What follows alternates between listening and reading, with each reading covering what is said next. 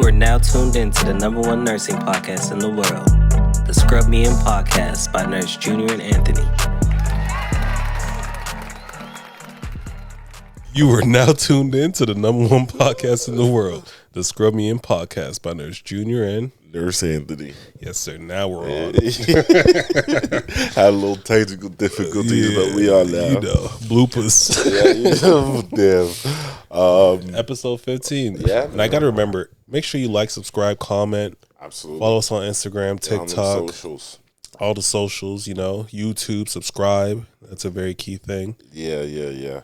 And if you follow Junior's personal account, you'll see that he got a Cybertruck this week. Yeah, I'm a proud owner of a Cybertruck. I just knew when I saw my guy got hacked. I got compromised, man. It's crazy because I think I had finished work or a clinical, my clinical rotation, got home, took a nap. And when I nap, I don't really know what I'm doing most of the time, especially when my phone's with me. I'll wake up, go through my phone, and then fall back asleep. Yeah. So I think one of my young bulls who plays for the basketball team in the city sent me something through the DMs. Yeah. And I guess I subconsciously clicked on it, and I can't even go back to see what it was because I got disabled or hacked. Yeah. But I do recall something regarding voting for him to be a part of some show or whatever. Damn, you were just trying to be a good guy. I was trying to be a good guy in my sleep. Crazy. If I was alert and oriented times 4, I would not have clicked on the link. I was A&O times 1 at that point. So damn. So yeah, got compromised. Caught woke you up. Slipping. Man, the amount of phone calls I got, people saying, "Oh, you hit the lottery," or "I drove by your house, I didn't see the Cybertruck. Where you hiding it? Where you hiding it?" Man, I don't have no Cybertruck. I got hacked. Should have been yo, it's just in the shop getting a new paint job. Yeah. He'll be back. But yeah, counts down now. I don't know what I'm gonna do, but we'll figure it out, bro. Figure it out, yeah. The Scrub Me In Podcast Instagram page is still safe. Yeah, that's safe. That hasn't been compromised, so we're good there. You can contact me through there. Yeah, man. So one of the things I wanted to talk about for this, just to start off, just some crazy stories, man. Enlighten me. I feel like I've had a weird trend lately with some of my patients. And it's weird because prior to this, I feel like I've never had patients with this issue. And it's almost like in the last 2 weeks, it's been bang, bang, bang, bang, bang. It's happened a few times.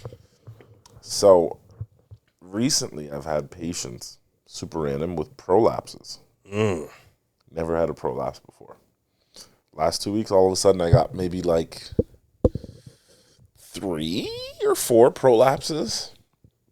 Now, I want to talk about my most recent one. Explain to the listeners what So a prolapse could be many things. From the orifices of your body, what's supposed to stay in comes out, essentially. So a rectal prolapse, you have part of your colon that comes out of your rectum. There's bladder prolapses, right? So your bladder's supposed to stay in, comes out. Now, as an example, along with the rectal prolapse, there are ostomy prolapses. So if a patient has an ileostomy, part of the ileus will come out and it'll be in the bag. Have you ever seen that or no? I've seen that a few times, yeah. All right. So at this point, again, the last couple of weeks, I've seen it. I've seen how to take care of it. I've seen how some surgeons will rectify the problem. Now, my most recent one was a rectal prolapse. Now, when I got report, I was told, okay, this guy has a history of a chronic rectal prolapse. This man is also, so I think the non-nurse in me, when I hear a rectal prolapse, I'm like, what was this nigga doing again? Yeah. What is he sticking up there? What is he doing with it? Yeah. So, and I'll tell you why part of me does this. Part of me is just because I'm immature. The other part of me is the first time I had a prolapse, the surgeon was the first time I had a prolapse was a colostomy prolapse. And the surgeon was like, this is due to, I'm in the room with him and the patient. And he's like, this is due to you sticking things into this thing. He didn't give a damn. He was honest. He's like, yo, he's an Arab doctor. He's like very matter of fact. Like, he's stoic, never smiles, matter of fact. And he's like, you've been sticking things up here. And the patient's like, no. And he's like, look at me. This, I did good work here. He's like, let's appreciate it. Yeah. Like, I know what I did. And he's like, you've been sticking things up here. He's like, it's none of my business. He's like, but if you want this to stop, you stop. Right. And she was like, it kind of admitted it, like, oh, okay. It was a female. Yeah. Oh, okay, I thought it was a male. No. So go back. Now, that was the first time I had. Oh, okay. So this is why I have that thought. Every prolapse is like, you're sticking things up where you're not supposed to be. All right? So, anyways, so fast forward, I'm getting a report. This guy has a prolapse. He's in his 90s. So I'm like, damn. Oh, whoa.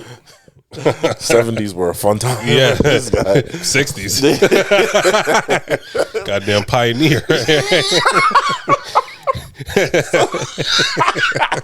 Wow. So, whatever. It is what it is. And you know what? The person on nights was like, yo, honestly, I had to change him a couple times. I actually didn't see the prolapse. So I don't know how bad it is. Because, like, there's levels to it. You know what I'm saying? Like, not all prolapses are created equal. So I was like, whatever, no big deal. This shift goes on. This is a day shift. So on my day shifts, bro, I get everybody cleaned up. Nobody is staying in bed unless you're like super sick and you got a lot going on. This is one of those days where pretty much all my patients were on the mend. So I'm like, okay, everyone's getting cleaned up. Everyone's getting up. We're mobilizing everybody. We're whatever. I was on a mission. That's what's up. So it's this guy's turn to get a shower. My prolapse, man. Whatever. So the way I get people in the shower, I get them on a commode. It depends. I mean, there's varying degrees of mobility decline. But if I let this guy walk to the shower room, we'd be walking for 75 years. So I was like, get on the commode, because the commode, you have the space underneath. So when I got to clean your bum, I can just go under, clean your bum, whatever. So we get to the commode, we get in the shower, whatever. So while we're in there, before we get in the shower, I'll take off your brief, your gown, everything. So I take off his brief, his gown. He's incontinent, so he starts peeing and pooping right there. Now, I'm like, whatever, we'll clean this up later. I got the housekeeping right outside. They'll get this done. My priority is to get you cleaned up. So I say that to say, he peed and pooped right there, but before I bring him in the shower, I'm like, let me clean your bum a bit, so that it's not just all shit there when I'm cleaning your bum in the shower. Whatever. Nothing there. Totally fine. I look under, he's fine. Whatever. Clean, boom, boom, boom. Let's go in the shower. We're cleaning him up, whatever. I was like, all right, I'm going to clean your bum. Now, it's so hard to explain this. So, let's say his bum is here, okay? I have to go underneath the commode to clean his bum. Yeah. Bro, so let's say this is his bum. I get to like here and I'm like, what did I just touch? I was like, yo, I look under, my man's prolapse was like, whoosh. Like gooey long, like long. And you need to understand, for those of you that have never seen a prolapse, never seen it in a textbook, whatever, it's your colon outside of your body. Yeah. So this is the inside of his colon, and I was like, bro. I didn't have to look all the way underneath. I poked my head and I was like, there's his colon right there. I just got the shivers for some reason. His booty hole is outside of his body. That's crazy. Oh man. So I was like, yo, did you know that your rectum is currently prolapsed as we're showering? Yeah. He's like, oh, I didn't feel it. I was like, does it hurt? Like, are you uncomfortable? Because I'm like cleaning it off. Like, it's the inside of his colon, so there is like poop on it now, right? And he's like, doesn't hurt. I'm like, all right, well, I'm just gonna clean all this shit off then. Whatever. Clean him up. Shower's done. Dry him up. All this stuff. Now, I obviously don't want to. I put a new gown on him, but I don't want to bring him through the hallway without a brief for two reasons. One, he's incontinent. Two, honestly, it is that long. You will see it. Us going down the hallway, people will see, like, yo. Yeah, might be dangling his on the floor. booty hole's on the floor. So, we get him cleaned up, whatever. I was like, yo, do you want me to put this thing back in? Like, I can't. I was like, what do you want me to do? Like, I was like, how do you care for this? Because it's a chronic thing. Yeah. They've already deemed this like a non-surgical issue, so he's not going to get surgery.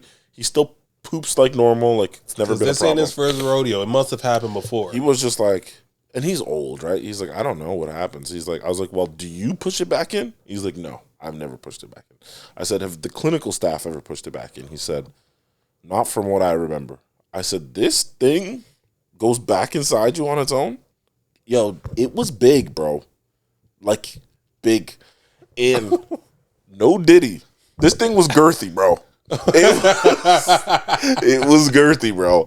I was like, God damn, this thing is huge. It was like, honestly, the best way I can describe it, no, I'm not playing around. It was like an elephant trunk sticking out of his ass. That's crazy. It was huge, bro. So he was like, and no sensation, no feel of it at all on his end. He can I guess he can feel it on some level, because when I was touching it, like, he can feel me touching it, but it doesn't hurt. It's just like, it's just there. I don't know. Makes me, what the hell was he doing back in the day? Bro, that's what I'm wondering. Like I said, the 60s were fun. I mean, through the whole day, like, we did talk about his wife. Like, he's got a wife and kids and everything. I don't know, maybe him and his wife had a little bit of fun. Yes. All right, so anyways. So now, here's the thing. So I put the brief on him while we were still in the shower room. So I was like, I got to cleanse this off a little bit better and change him, because now he's got a little bit of stool on the brief from the colon that's there. So I got a partner, and I was like, yo, come help me out, whatever. I got to change this guy. She's like, oh, is this the guy with the prolapsed rectum? I was like, oh, you've seen it. She's like, that thing's huge, isn't it? I was like, you goddamn it. So it's a talk of the town. Everybody knew but me, apparently. Yeah. So, because that shit surprised me. So, bro, once I get back to the room, I go run, get a brief, come back. This is like, bro, from the time he pooped to the time we got in the shower where it prolapsed was like no more than 2 minutes. I got him showered, whatever. So from the time we get him to the shower, back to his room, no more than 2 minutes. We get him in bed, roll him over, gone. Shut the fuck up. Gone. I didn't touch this thing. Besides put the brief on, I did not touch it, and it just went back up on his own. He's a goddamn mutant, bro. He can just that. Yo, oh hell if no! He whipped fast enough, that thing.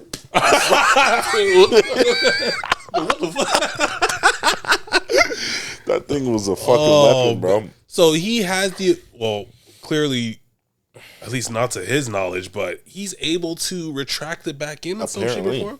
I just think because he's so old, like, he doesn't really remember how to, like, he cares for it. I know he didn't touch it because his hands were fucking clean. Yeah. So I know he didn't touch it.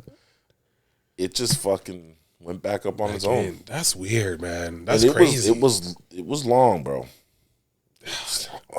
Man, God bless him, because dealing with that on a daily basis, bro. Wow. But apparently, it's not. I don't know.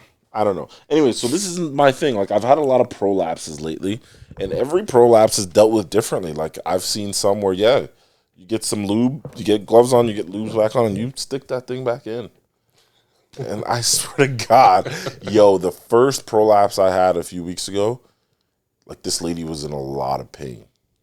And the surgeon was like, we got to get this thing back inside you. And they just, like, stuffing it back in, bro. God. It was crazy. I can't even imagine. I was, like, sweating being part of that experience. I was like, oh, this is, like, not uncomfortable for me, but this looks so painful. And I could hear, like, she's screaming and wincing, and I'm like, oh. She's a younger age woman? That one would have been middle-aged, yeah. My goodness. And then that was the first time that had happened for her. And that one, though, was pretty close to her surgery, so she had a colostomy. Pretty close to her surgery, and it was just pain. Yeah. But the doctor was like, stop putting things up here. And so, I think she ended up admitting, like, her and her man was... Oh, Y'all get it. Yeah, this crazy world out there, bro. Very, very crazy. Yeah. Man, so I'm trying to remember this story that I read online. I tried to find the link, but I don't see it. I probably have to type it in, but it was about a nurse, completely not even hospital related, but more so nursing home related.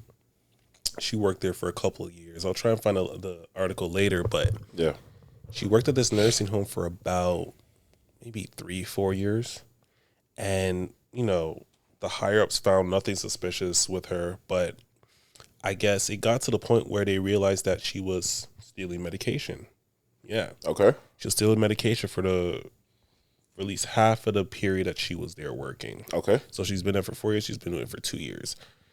And crazy enough, they caught her, called the police on her and everything. Police did not find her at her home. But next, So she knew that they were coming for her. she must have. Someone probably gave her a tip or something. I don't know. Well, I guess in a sense, like if they catch you at work, unless police are there, if they go, you're sent home, you're fired. You know that they're going to be on their way. Right. This is a criminal. So who knows? Maybe she had the shift that same day, drove in and saw like a bunch of police, and her gut was like, She was like, I'm sick. yeah, something like that. But here's the crazy thing: she didn't come into work or whatever the case may be, or they just didn't see her. She wouldn't come in. The next day, apparently, she lit the nursing home on fire. Holy shit! That's how crazy this shit turns. That is crazy. She lit the nursing home on fire.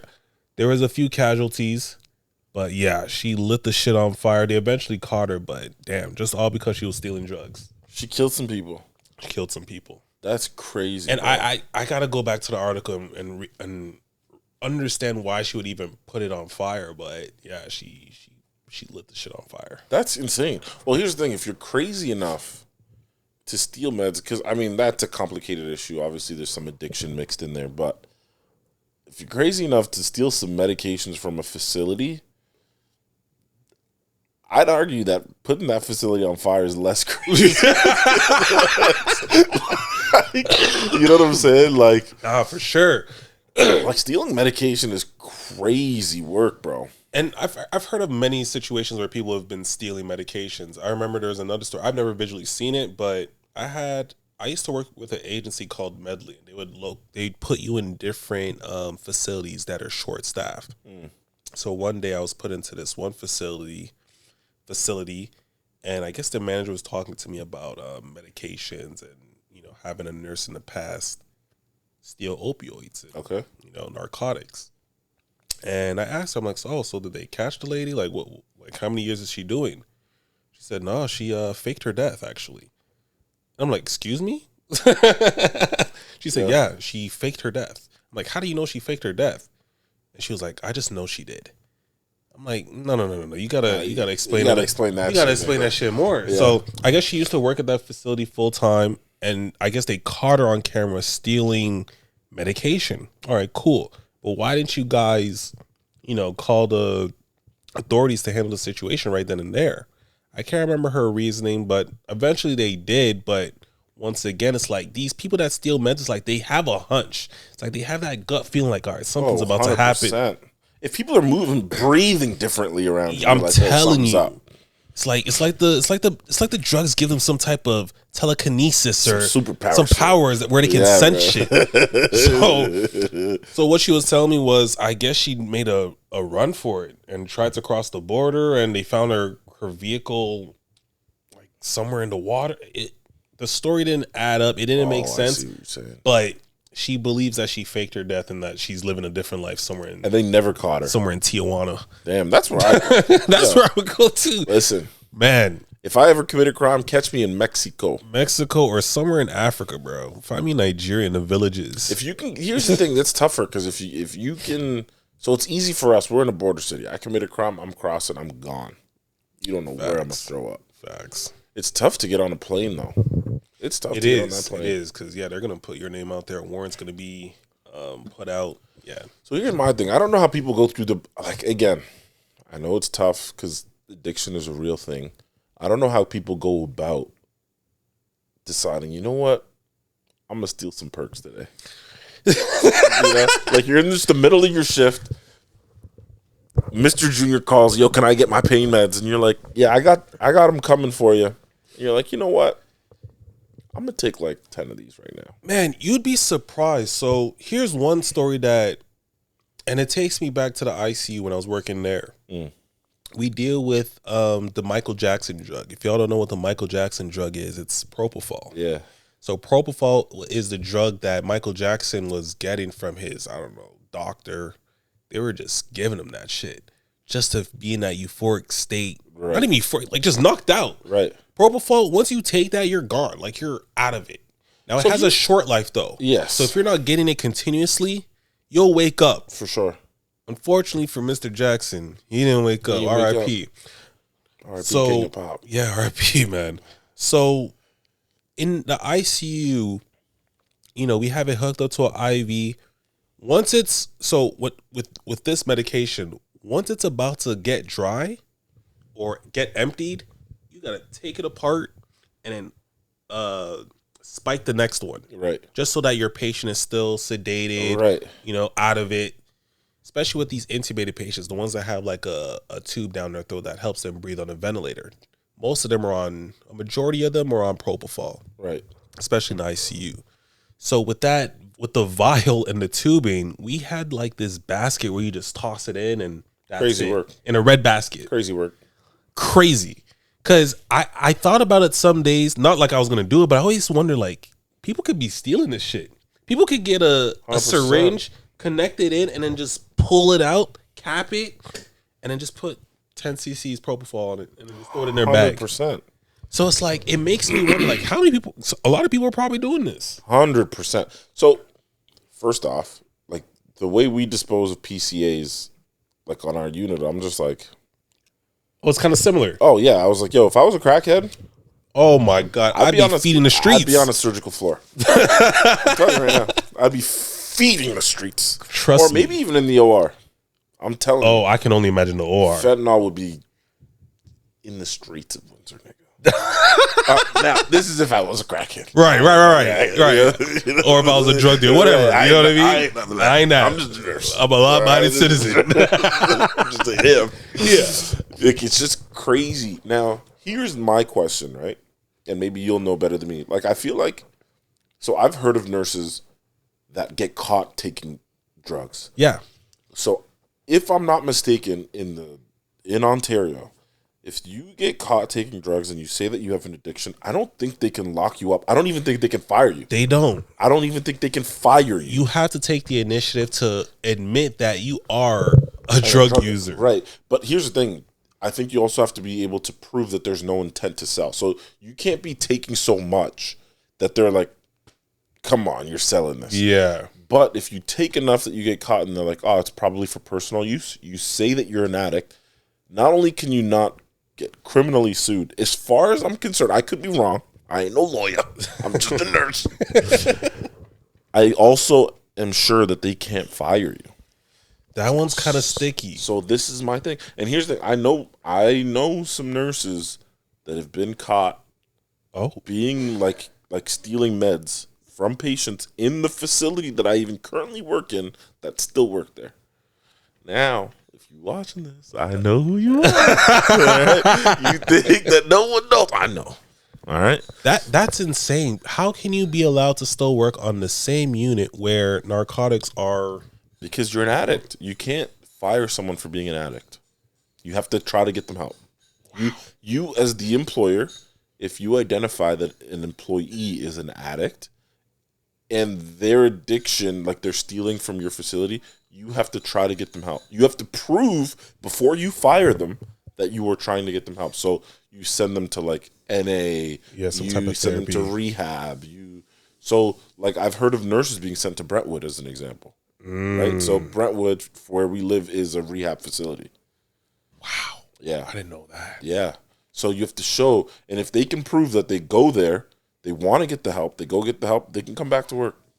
The same narcotics that they stole. And potentially do the same old bullshit that they were doing the first time. Now, I know that there's some limit to it, like a 3-strike rule. Keep fucking doing it.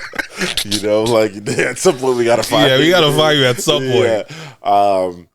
But yeah, that's like, so as an employer, you have some like moral obligation to fucking take care of your employees too. Wow. Yeah. So now the stories are starting to pop up in my head now. I'm getting a lot now. So like, sorry to cut you off. Like, so I actually once had a nurse from Windsor in the facility I work in that stole medication from the facility she works in. Never got fired, and everybody's aware. Was she taking it or was she selling? She was an addict. She was an addict. She was an okay. addict. She was an addict. Yeah. Were they pills or were they like? I don't know. This drug comes in multiple forms. I don't know what form she was taking them in, because she did work in an area where you can get them in multiple forms. Good God. Yeah. Man, oh man. But she was open to her. Like, she was very honest. Like, and you got to really be careful. You got to really watch out for the ones. The ones that wear long sleeves to work, bro. like, but honestly, you take a look at her. I did my assessments. You would, it must have not been like injectable, because unless she told you, if she never was admitted to the hospital on our unit, and I walked down the street or she walked in the facility, I would never know she was an addict. And I understand that not addicts look like addicts necessarily, right. But I mean that to say, like, the way I was given report was like this woman was a junkie. Like, she couldn't breathe in the day without taking these meds. And you would never know it. That's crazy. High functioning. Yeah, so now this takes me back to a story that I seen a couple of weeks ago. Yeah. And it was about a former ICU nurse arrested on suspicion of replacing fentanyl with tap water, which is treacherous. Yo, the devil and his work is crazy, bro. Big time.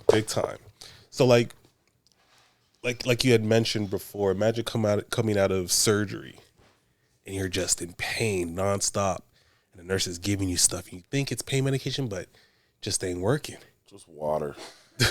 Tap water with fluoride. Infested floor. Flint water. That better not have been in the Flint, bro. My, it better not have been in Flint for sure. That would be maniacal. Oh my God. But bro, like, shift change, I come on, the patients tell me, my pain's 20 out of 10. I just can't believe it, because I'm looking at the notes and you've been getting fentanyl, you've been getting Dilaudid. Like, what's the issue? Like, did they That's diabolical, bro? Yeah, did they operate on the wrong leg? Like, what the fuck's going on? Like, you feel me? Like, so let me just read, but yeah, that is some maniacal. So a former intensive care unit nurse has been arrested for allegedly swapping patients' pain medication with tap water. This was in Medford, Oregon. Danny Marie Schofield faces 44 counts of assault in the second-degree charges that reflect the total amount of patients that this investigation revealed to have been affected by Schofield's criminal actions, the Medford police said. Assault in the second-degree charges are filed when an individual intentionally or knowingly causes serious physical injury to another, the statement said. My goodness. I could continue on, but there was concern that Schofield had been diverting patients' liquid fentanyl for her personal use. And then replacing it with tap water, causing serious infections. Infection control. They teach us that in school all the time. Infection prevention. She did get that Flint water, bro. Oh, man. That's crazy work. So, yeah, basically, yeah, she was killing people. That's crazy, bro. Killing people. That's insane. And it's crazy. Like, me personally, I would never think to do that if I was a drug abuser. You know what I mean? Here's the thing. So this is the difference between what I was describing and what this lady's doing. She's going out of her way to hurt people to fuel her addiction. Right. I think if you're just taking some for personal use and it does not affect other people, I am almost certain that you can't be brought up charges. I mean, again, I ain't a lawyer. I'm just a nurse.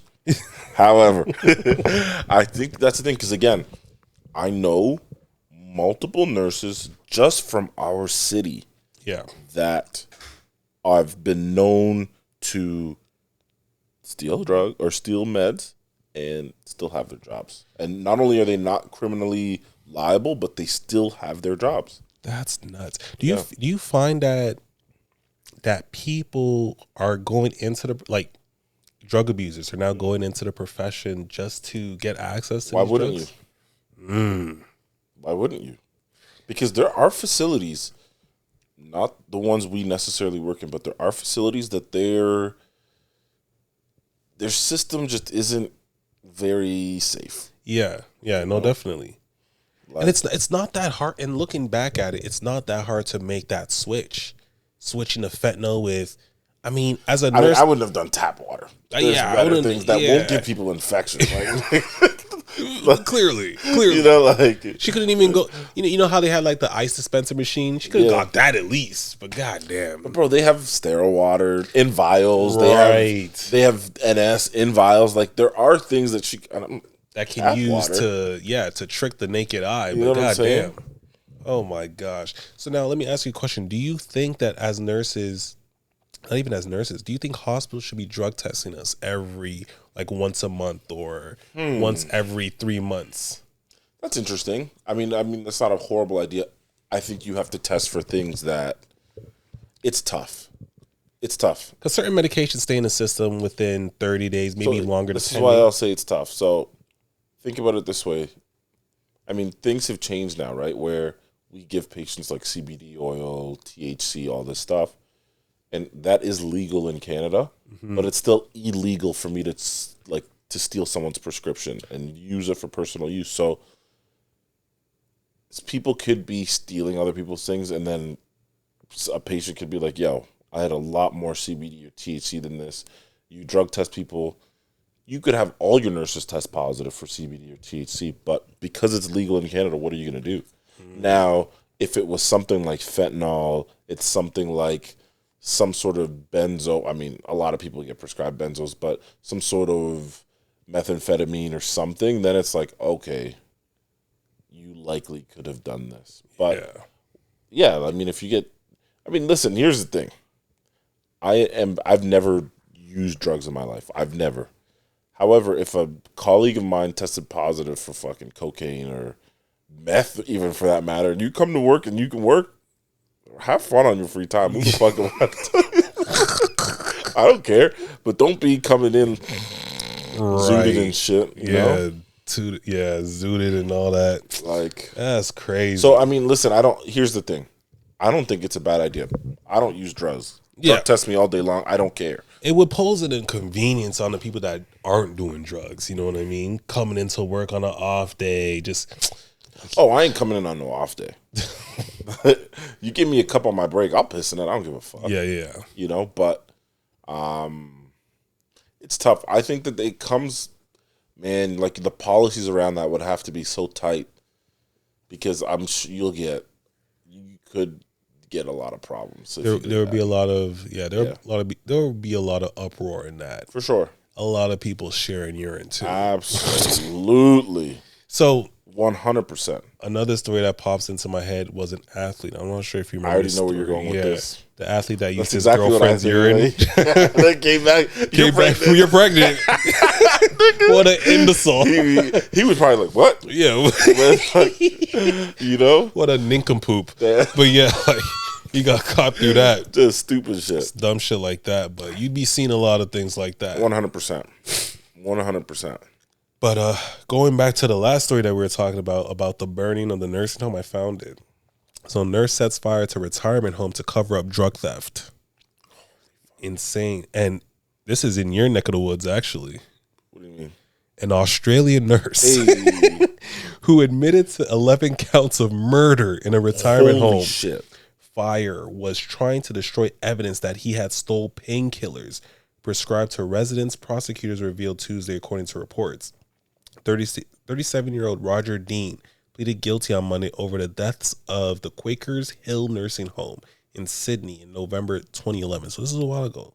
Damn. So according to documents released by prosecutors, Dean stole hundreds of tablets of oxys, a powerful narcotic painkiller, the night before the fire. So the Morning Herald newspaper reported that the prescription value of the tablets were around $82. Police arrived the next evening to investigate after nursing home managers reported the theft, but they soon left for another call. Worried they would return, Dean then used a cigarette lighter to set fire to several beds in unoccupied rooms that had no CCTV cameras, the court documents reportedly say. That's nuts. He had armed himself with the means to set fire to the home. The newspaper quoted, the prosecution's documents are saying, while the fire blazed, Dean helped some of the elderly residents escape and also persuaded firefighters to help him remove. So he was trying to be a hero.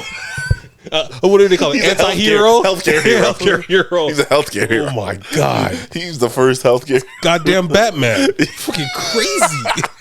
So while the goddamn Batman, while the fire blazed, Dean helped some of the elderly residents escape and also persuaded firefighters to help him remove drug register books from the building. The books would assist any investigation into his theft of drugs. So he removed them, tore them up at his home, and threw them in a dumpster. The prosecution's documents say. Prosecutors also alleged that when Dean initially confessed, he claimed that he had been having nightmares and had tried to end his life. Typical. They always go to suicide, man. Coward. Yeah. Face your 30 years like a real man. He further stated that in him doing this, it was Satan telling him to do it. The documents say it was. He was working overtime, big time. Dean Lucifer confessed. Will get you. Lucifer will. Dean confessed after speaking to friends in his Bible study group. The court documents say police reportedly found all the drugs in Dean's apartment in the containers labeled Rogers Doctor Prescribed Medications. In quotation, the Morning Herald reported. But this dude is all kinds of stupid though. There's a lot of first of all, big time red flags. Listen, if you're gonna be so guilty about taking these drugs, just take the intent to sell charge. 11 counts of murder. That's wild. We're never seeing you again. So if he had admitted that, he was taking it for his own, for his own need and purpose, like you were saying, he probably still have a job there. He probably had intent to sell, but what I'm saying is, take the intent to sell charge. 11 counts of murder. Bro, you're incarcerated with the booty warrior. You're done for. 11. Killed 11 elderly patients. P. Diddy is taking advantage of you for life. A lot of baby oil. Fucking baby oil, bro. 11 counts of murder. Oh my God, that's diabolical. Bro, that's crazy. And he didn't even need to do that. He did not need to do that. Bro, all he had to do, I don't know what he had to do. I don't know either. But he could have thought of something more killing strategic. People is crazy work, bro. Crazy. And then helping firefighters and shit. Come on, G. Man, yeah. You're just playing into the... Come on, bro. So, just not a smart play on his end. Nah, putting a nursing home on fire. He's definitely doing life. Yeah. Like I said, the booty warrior got them cheeks.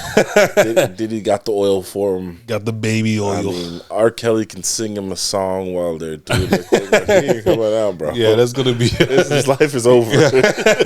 Completely over. Like, that's crazy, bro. Man. I feel like, man, that's a hard fall too. Like, to be, and again, there's money to be made in Australia, bro. Like, there's a lot of money. So to go from making decent money as a nurse to just hanging out with P. Diddy for the rest of your life. It's a hard fall, bro. It's a huge transition to get into and involved with. Yeah, bro. But you see a lot of these like med switches. It's crazy. I'm not sure if I talked about this on the podcast, but during the pandemic, the vaccine cards, right? Yeah. How a lot of NPs, or I guess medical doctors, were faking the administration of the COVID shots, whether it's Johnson & Johnson or Pfizer.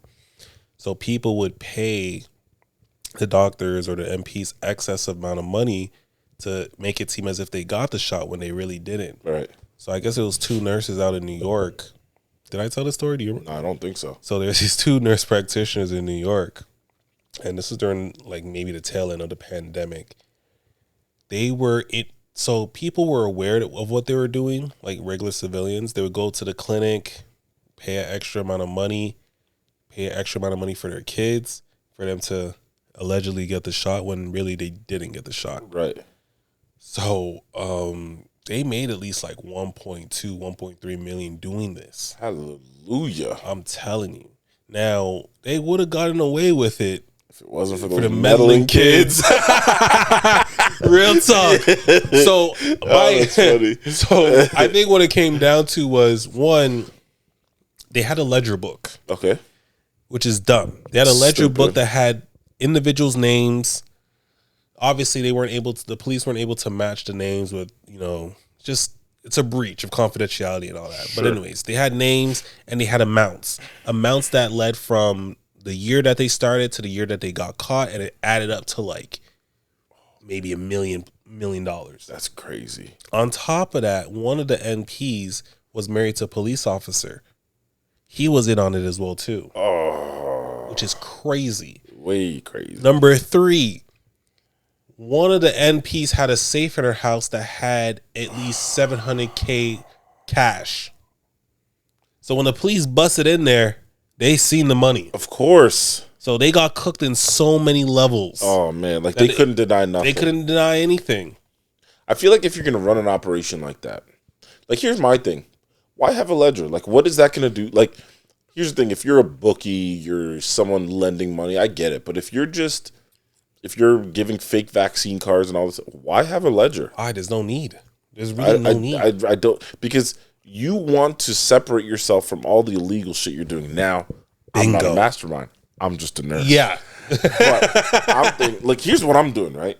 If I'm getting the vaccine from my supplier, whatever, and I'm giving fake vaccine cards, I'm still putting like the right lot number, and that's what they were doing. Expiry date, all the right stuff, and I'm getting rid of this, like all the info that I give. Now I know, sure, you feel bad that you're getting rid of a dose of Pfizer when someone else really could be getting it, but if I'm gonna be if this is a money operation, I'm destroying this vial, I'm giving you your fake vaccine card.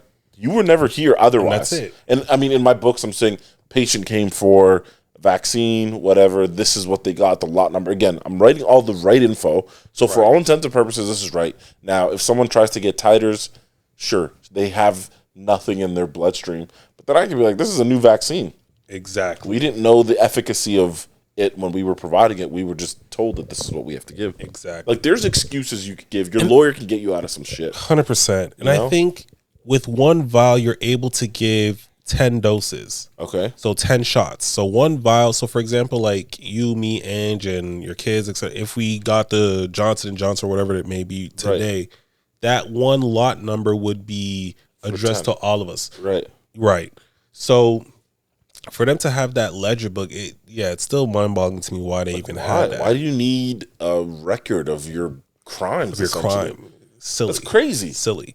But I think what got them caught was the fact that there was an auditor who acted as a regular civilian that wanted to get the shot, but really didn't want to get the shot. You know what I mean? Yeah.